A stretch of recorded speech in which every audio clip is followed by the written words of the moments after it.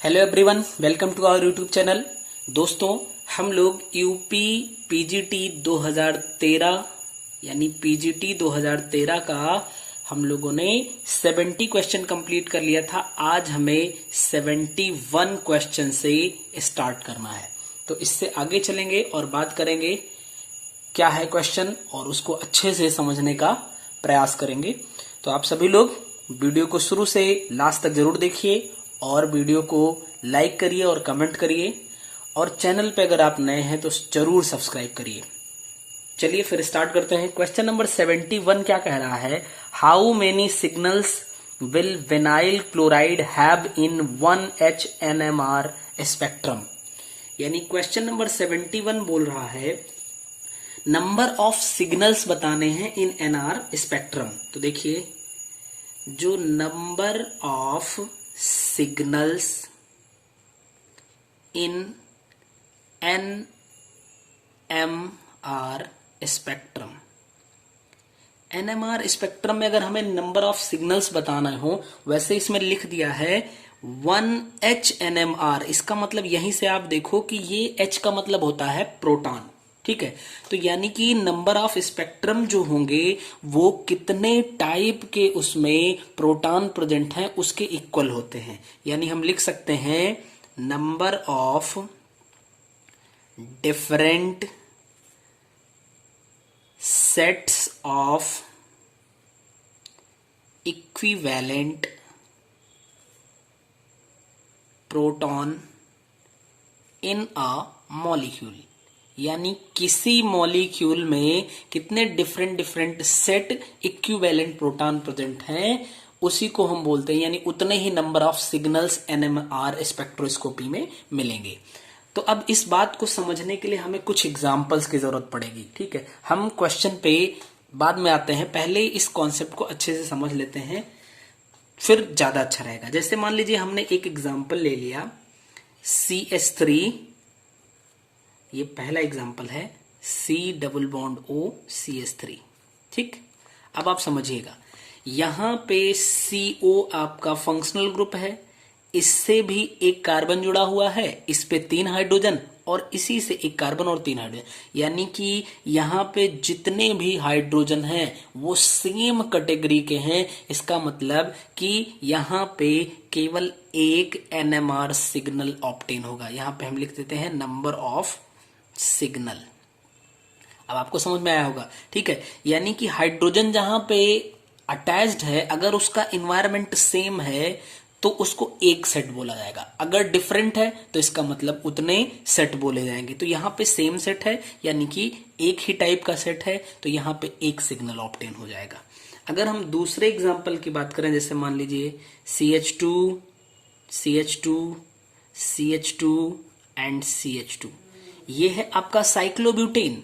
Cyclobutane यहाँ पे देखिए 4 कार्बन है, सब पे हाइब्रिडाइजेशन सेम है, ठीक है। और इसमें इसका मतलब कि जो हाइड्रोजन है 1 2 3 4, 4 के चारों हाइड्रोजन यहाँ पे सेम कैटेगरी के हैं, यानी कि यहाँ भी नंबर ऑफ सिग्नल्स एक ही ऑब्टेन होगा।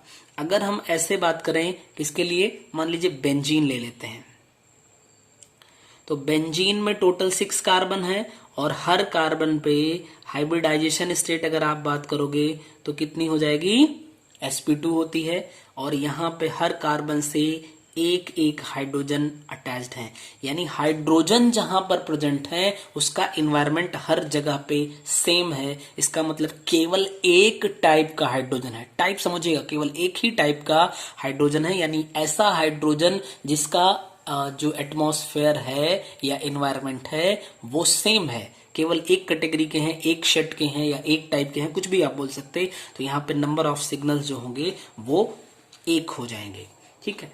अभी मान लीजिए हमने एक नेक्स्ट एग्जांपल ले लिया CH3OH। CH3OH में अगर आप देखो ध्यान से तो यहां भी हाइड्रोजन प्रेजेंट है, यानी कि एक टाइप का हाइड्रोजन कार्बन से अटैच्ड है। देखिए एक टाइप का, वैसे तो नंबर ऑफ हाइड्रोजन 3 है, बट एक टाइप का हाइड्रोजन हम बोलेंगे इसको। और एक हाइड्रोजन यहाँ पे O से कनेक्टेड है। इसका मतलब यहाँ पे अगर हम एक को कह लें कि A टाइप का हाइड्रोजन है, दूसरा B टाइप का, तो जितने टाइप का हाइड्रोजन होगा उतने ही सिग्नल ऑब्टेन हो जाएंगे। यानी यहाँ पे 2 टाइप के हाइड्रोजन तो नंबर ऑफ सिग्नल्स 2 हो जाएंगे।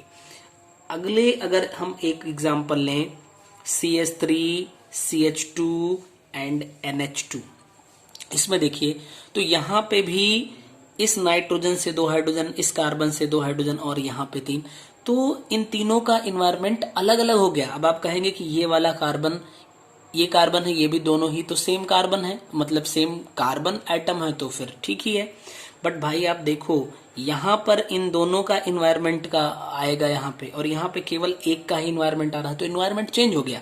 इसका मतलब यहाँ पे जो हाइड्रोजन है अगर हम उसको A कहें तो ये B टाइप का होगा, ये C टाइप का होगा। तो इसका मतलब यहाँ पे 3 टाइप के हाइड्रोजन है, तो नंबर ऑफ सिग्नल्स जो होंगे वो 3 हो जाएंगे। अगली बात करें अगर हम, मान लीजिए नेक्स्ट एग्जाम्पल की CH3, CH2 एंड CH2Cl, तो यहाँ भी आप समझिएगा कितने टाइप के हैं, एक A टाइप का, वही जैसे यहाँ पे था वैसे ही यहाँ पे भी है, ये B टाइप, ये C टाइप, यानी नंबर ऑफ सिग्नल्स जो होंगे वो 3 हो जाएंगे। ठीक है, उम्मीद करते हैं आपको समझ में आ रहा होगा। नेक्स्ट क्वेश्चन पे, या क्वेश्चन नहीं, नेक्स्ट एग्जांपल पे CH3, CH, CH3 and OH। हम ये सोच रहे हैं कि ये आपको एकदम अच्छे से समझ में आ जाए। तो आप देखिए एक टाइप का हाइड्रोजन तो यहाँ पे प्रेजेंट है, अगर हम इसको A कह लें तो यहाँ पे भी प्रेजेंट है B। बट आप देखो यहाँ से ये सेम कंडीशन पे है, तो अगर ये B टाइप का है तो ये भी B टाइप का हो जाएगा। बट ये वाला से अदर टाइप का होगा, यानी ये C टाइप हम कह सकते हैं। तो यहाँ भी 3 टाइप के हाइड्रोजन प्रेजेंट हैं, यानी कि यहाँ पे नंबर ऑफ सिग्नल्स जो होंगे वो 3 हो जाएंगे। ठीक है, उम्मीद कर रहे हैं आपको ये चीजें अच्छे से समझ में आ रही होंगी। अब चलिए आगे बात करते हैं 8, CH2 double bond CH single bond CH2Cl, इसका नाम है एलिल क्लोराइड। अब हम क्वेश्चन की तरफ आ रहे हैं। एलिल क्लोराइड, एलिल क्लोराइड में देखिए टोटल कितने टाइप के हाइड्रोजन है, तो A टाइप का, B टाइप का, C टाइप का हाइड्रोजन है, यानी कि यहाँ पे जो नंबर ऑफ सिग्नल्स होंगे वो 3 हो जाएंगे, यानी एलिल क्लोराइड में 3 सिग्नल ऑब्टेन होंगे। नेक्स्ट पे अगर आप बात करिए तो CH2 double bond CH single bond Cl, हम इसकी बात करें, ये है क्या, ये है विनाइल क्लोराइड, ये है विनाइल क्लोराइड। अब इसमें देखो आपको देखने से तुरंत समझ में आ रहा है कि A टाइप का ये हो गया, B टाइप का ये हो गया। ठीक है, बट भाई साहब इसको आप देखिए तो इसको हम थोड़ा अच्छे से लिख दें, CH डबल बॉन्ड CHCl। अगर इस तरीके से आप देखो तो यहाँ पे आपको स्टीरियो अरेंजमेंट दिख रहा है। क्या दिख रहा है, स्टीरियो अरेंजमेंट। ठीक है, यानी 3D में।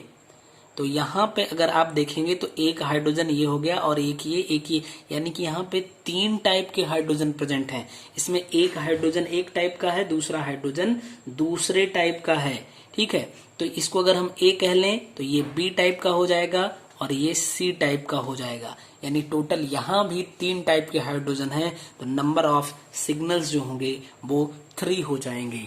ठीक है, तो उम्मीद करते हैं कि आपको ये क्वेश्चन NMR स्पेक्ट्रम में नंबर ऑफ सिग्नल्स कैसे फाइंड करते हैं वो एकदम अच्छे से क्लियर हो गया होगा।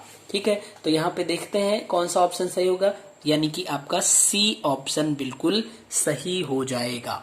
नेक्स्ट क्वेश्चन की तरफ बढ़ते हैं। क्वेश्चन नंबर 72, देखिएगा क्या है, the change in internal energy for a cyclic process is. ठीक है, जो साइक्लिक प्रोसेस है उसके लिए आपको बताना है कि चेंज इन इंटरनल एनर्जी कैसे फाइंड करते हैं। तो आप समझिएगा सबसे पहले साइक्लिक प्रोसेस क्या होती है।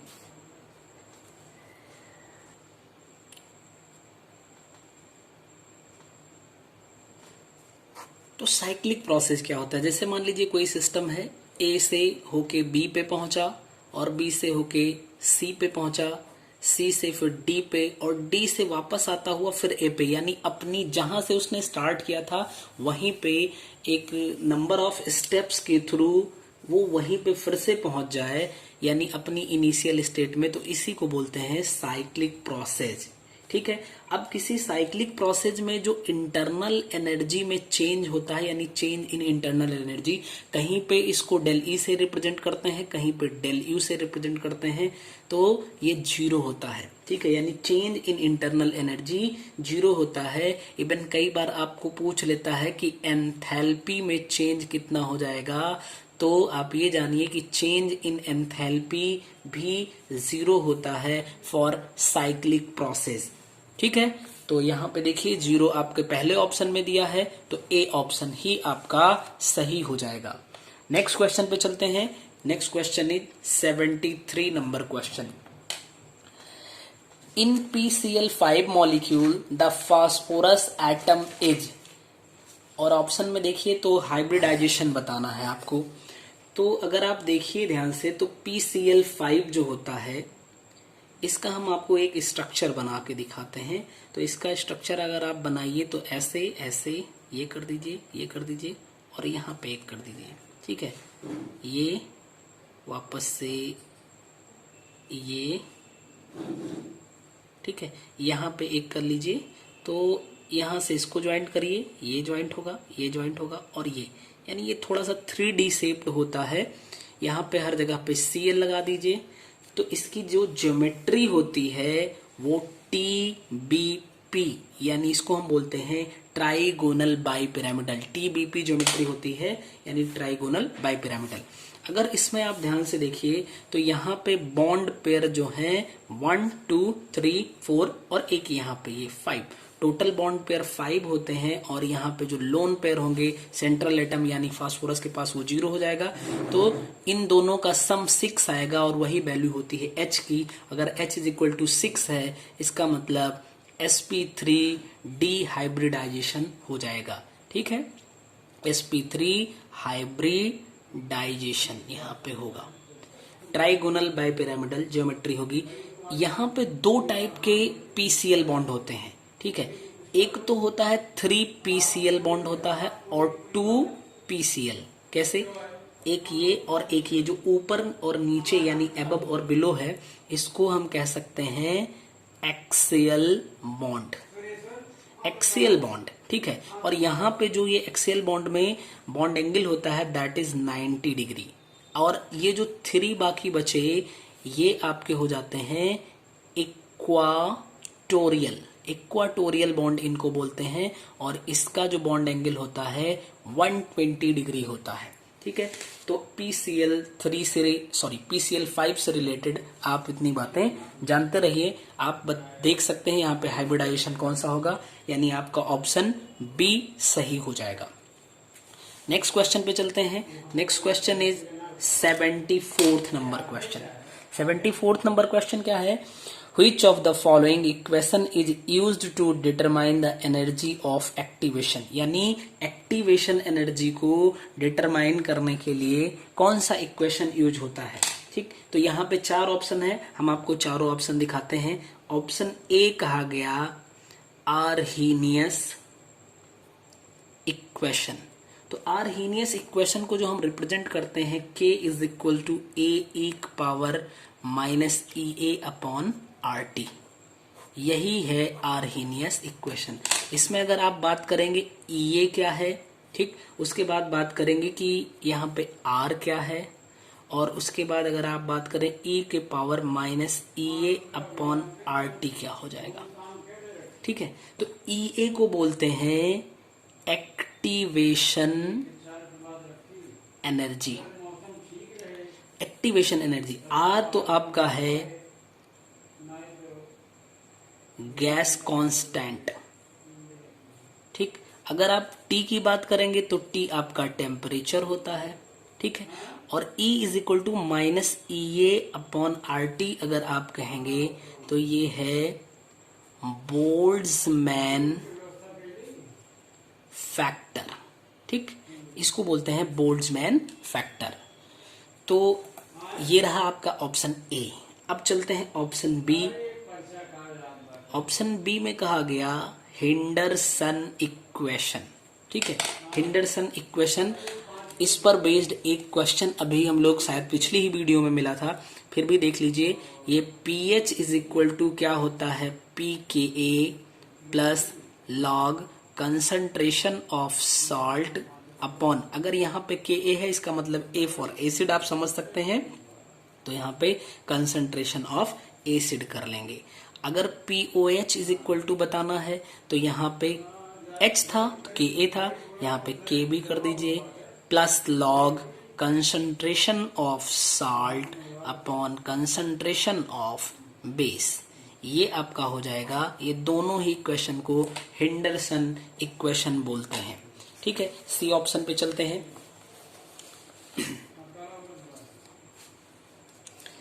सी ऑप्शन आपका कह रहा है आयरिंग इक्वेशन।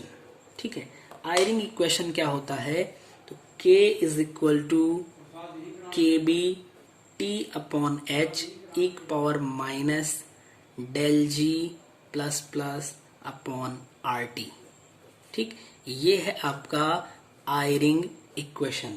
अगर आयरिंग इक्वेशन में डेल G प्लस प्लस की बात करी जाए, K की बात करी जाए और KB की बात करी जाए और एक H पड़ रहा है तो इसकी बात की जाए, इन सब का नोटेशन क्या होता है, तो ये है आपकी Gibbs energy of activation. Activation energy है बट ये गिब्स एनर्जी ऑफ एक्टिवेशन है। K की बात करेंगे तो ये क्या है, ट्रांसमिशन कोफिशिएंट। अगर आप KB की बात करेंगे तो ये है बोल्ट्जमैन कांस्टेंट, बोल्ट्जमैन कांस्टेंट है। H की बात करेंगे तो ये है आपका प्लैंक्स कांस्टेंट। ठीक, अब चलते हैं D की बात करते हैं। ऑप्शन डी क्या है आपका, Gibbs Helmholtz equation. Gibbs Helmholtz equation, तो Gibbs Helmholtz equation G is equal to H minus TS को आप गिब्स हेल्महोल्ट्ज इक्वेशन कह सकते हैं। हो सकता है यही del G is equal to del H minus T del S के फॉर्मेट में मिले तो आप इसको भी कह सकते हैं, और एक del S is equal to minus D del G upon DT, ये कांस्टेंट प्रेशर पे इसको भी गिब्स हेल्महोल्ट्ज इक्वेशन बोला जाता है। तो अब क्वेश्चन आप फिर से एक बार रिकॉल करिए, which of the following equation is used to determine the energy of activation. तो पहला ही यानी आर्हेनियस इक्वेशन ए का यूज किया जाता है। ठीक है, चलिए नेक्स्ट क्वेश्चन पे चलते हैं। Next question is 75th number question. 75th number question है when N-butane at high temperature यानी 600 to 650 degree Celsius reacts with sulfur in gas phase yields, यानी कि अगर हम नॉर्मल ब्यूटेन ले लें CH2 CH2 CH3 CH3, ये है हमारा N-ब्यूटेन, और इसको हम सल्फर के साथ हीट करें 600 डिग्री सेल्सियस टेम्परेचर पे तो क्या बनेगा, CH CH CH CH and S। ठीक है, ये आपका है थियोफीन, और यहां से H2S गैस रिलीज हो जाएगी, इसको आप बैलेंस कर दीजिए तो ये आपका बन जाएगा। यानी कि नॉर्मल ब्यूटेन को सल्फर के साथ हाई टेम्परेचर पे अगर हम हीट करते हैं तो क्या होता है, थियोफीन का फॉर्मेशन होता है, थियोफीन का फॉर्मेशन होता है, यानी आपका ऑप्शन ए सही हो जाएगा। नेक्स्ट क्वेश्चन पे चलते हैं, 66 number question. Which one of the following is not silicate, यानी कि जो चार ऑप्शन गिवन है इसमें से कौन सा सिलिकेट नहीं है। तो एक है जियोलाइट, ऑप्शन ए पे, दूसरा है silica and third option is feldspar, option D ultramarine. ठीक, ये अब देखिए, तो जो जियोलाइट होता है माइक्रोपोरस एल्यूमिनो सिलिकेट, ठीक है, जियोलाइट में जो होता है ये माइक्रोपोरस एल्यूमिनेट सिलिकेट प्रेजेंट होता है। सिलिका आपको पता है SiO2 को बोलते हैं। फेल्डस्पार में अगर चलेंगे तो पोटेशियम एल्यूमिनेट एंड Si2O3 हम कह सकते हैं, यानी कि टेक्टो सिलिकेट प्रेजेंट होता है। ठीक है, ये 3 होता है, Si3O3, ये टेक्टो सिलिकेट प्रेजेंट होता है। और अल्ट्रामरीन की अगर आप बात करेंगे तो इसमें भी, यानी इट कंसिस्ट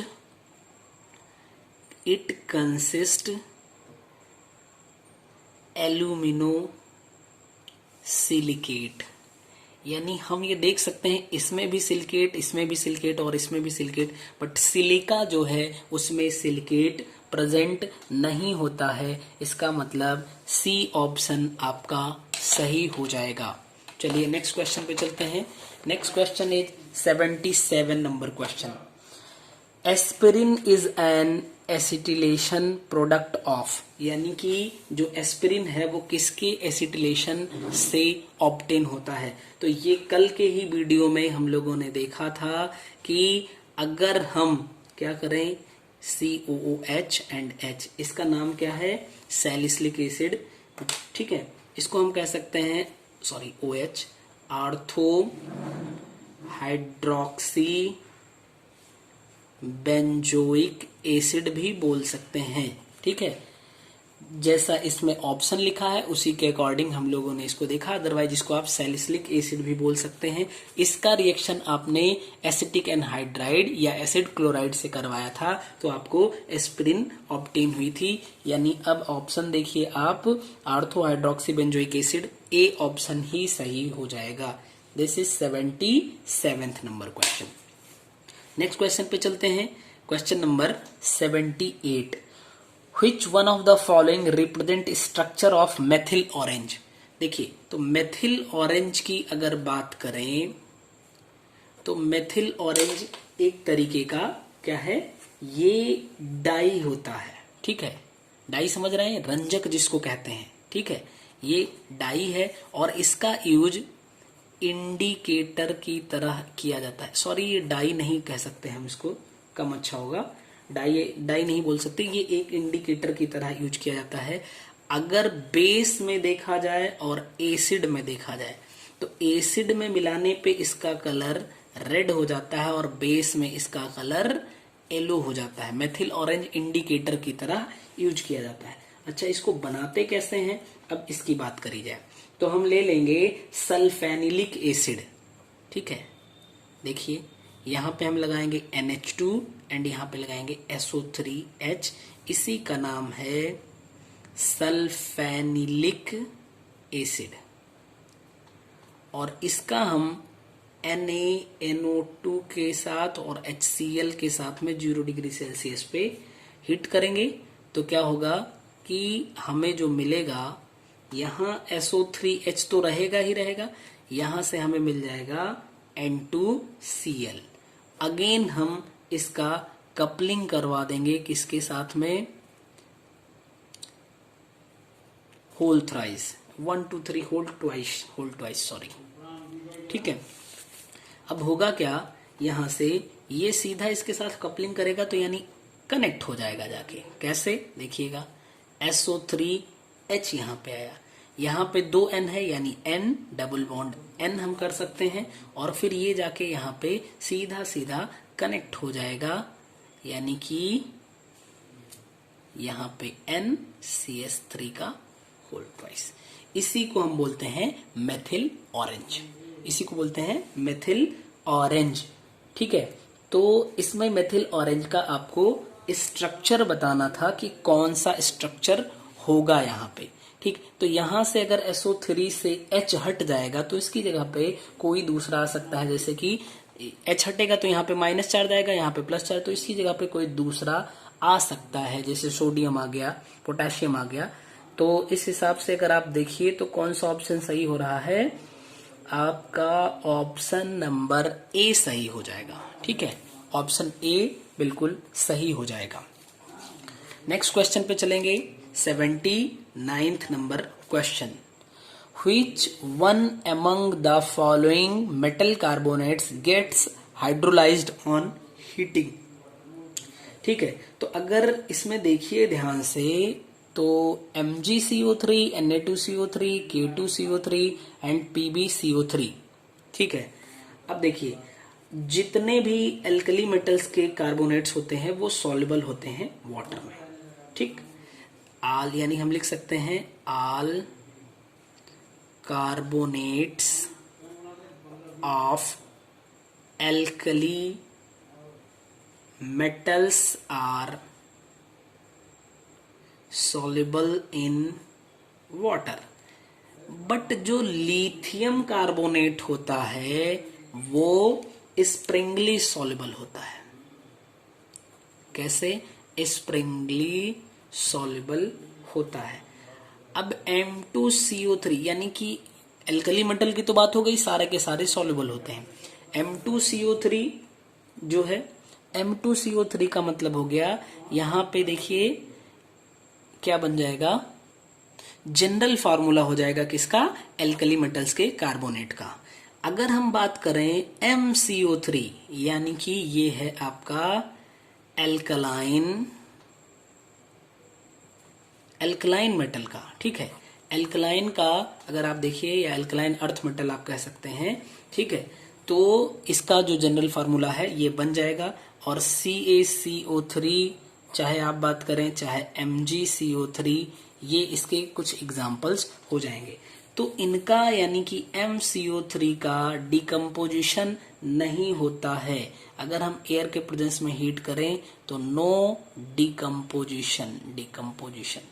ठीक है, यानी कि इससे सिद्ध हो गया कि वाटर में डिसॉल्व नहीं होंगे। तो आपका यहाँ पे MgCO3 सही ऑप्शन हो जाएगा, यानी कि ये हाइड्रोलाइज्ड हो जाएगा on heating. Which one of the following metal carbonates gets hydrolyzed on heating? तो हीट करने पर ये डिसॉल्व हो जाएगा। नेक्स्ट क्वेश्चन पे चलते हैं, 80 नंबर क्वेश्चन।